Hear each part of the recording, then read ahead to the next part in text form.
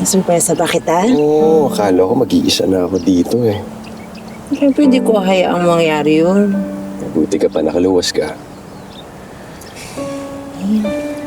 Hindi mo na lang yung mga magulang mo. Malayo din naman talaga sa may atin eh, di ba? Mabuti na lang din, wala sina eh. Pag nandito yun, siguradong mag-aamok na naman yan pag nakita tayo naghahalikan.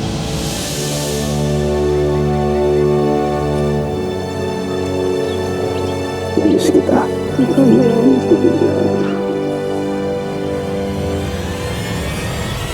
Like? Nay! Nay, tama na! Nay, tama na! Nay, tama na! Nay! Sasabihin ko kay Mrs. Esteban na yung katulong niya, tinakasan siya para makipaglandian sa anak ko. Sinasabi ko sa'yo, babae ka, ha? Hindi ako papayag na mapikot mo ang anak ko! Nay! Konting respeto naman. Sige, sa sasakyan tayo mag-usap. Ano? Hoy, babae! Huwag kang susunod, ha? Kakalbuhin talaga kita! Halika!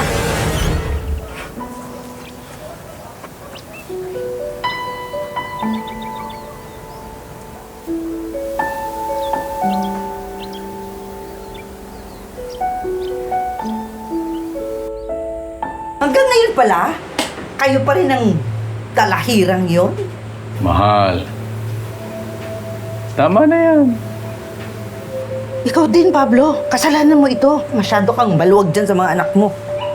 Ang sa akin lang naman, kararating lang niya. Maano bang pagpahingahin muna natin? Wala ka kasi doon. Hindi mo nakita kung paano nilandi ng babaeng yun ang anak natin. Oh, kapal talaga ng mukha ng Jiminy na yun. At desidido siyang pikutin ang anak natin, ha?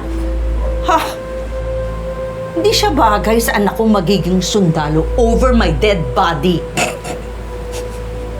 Hoy, nakikinig ka ba? Ano nakakatawa, Jobert? Tama na yan.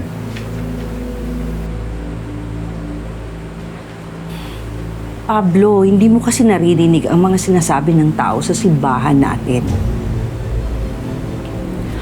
Ang anak ng pastor, nakikipagyarian sa katulong ng konsehal.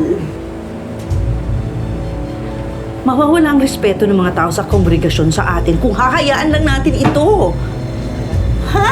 Ano ba? Ako lang ba? Ako lang ba ang nag-iisip sa pamilyang to?